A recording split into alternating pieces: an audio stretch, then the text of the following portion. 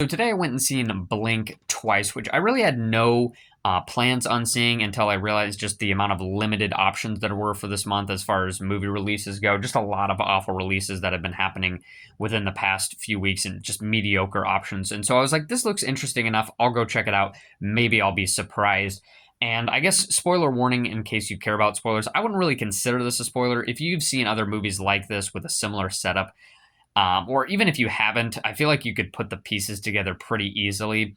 And so, essentially, spoiler warning: it's a Jeffrey Epstein Island thriller, basically. And it's pretty captivating, keeps you on the edge of the seat through much of its runtime. And I would say that I liked it at least a little bit more than Trap, thriller from earlier on in this month, which I did watch. By the way, I didn't never did a review on it. Haven't done a review in about a month, probably at this point.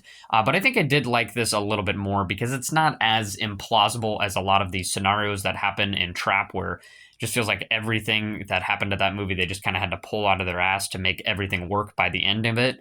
Yeah, I think this movie, still a few things here and there where it doesn't quite add up. But either way, I quite enjoyed it. I think that the pacing, could have used a little bit of work, especially in the middle of the film. It feels like things really, really slow down and it just starts to repeat itself over and over again. And I just wish it would have spent more time to maybe dig deeper into the characters, build a better connection with them, and just do other stuff rather than just kind of repeating the same thing over and over again, where you kind of sort of already know where things are going to go, but you're just waiting for that ball to drop.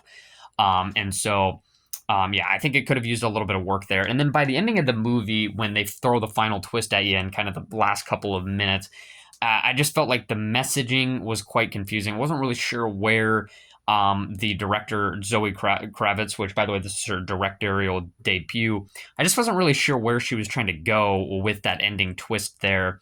And so I don't know. It's one of those things that I'll just have to sit on and just think about for a while. But otherwise, I did enjoy it. I think like I said, I liked it a little bit more than Trap, which had a really great lead performance by Josh Hartnett, by the way. And I think that our lead performances here, Channing Tatum, I think they do fine. Nothing outstanding, but I think that they do fine, and I think they work here.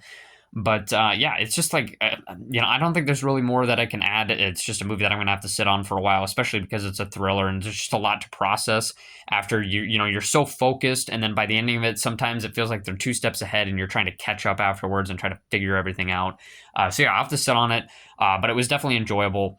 I would say that it's quite derivative of other movies with a similar setup. So if you've already seen those types of movies, I haven't seen a whole lot of these types of essay revenge thrillers.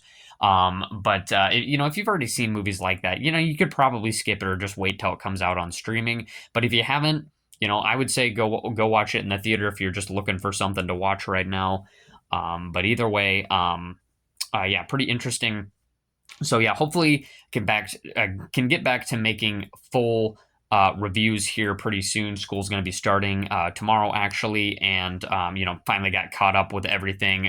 Quite a busy summer, like I said. So yeah, hopefully we can get back to making full reviews, and by the ending of the year, we can get all those rankings out and finally go over the dozens of movies that I've missed making full reviews on and talking about that I wish I could have talked to you about upon the release. But you'll see what I think about them. As always, if you want to see my reviews and my ratings, you can always go on Letterboxd and check it out there. And I think that's all I really got for you guys. So I will see you next time.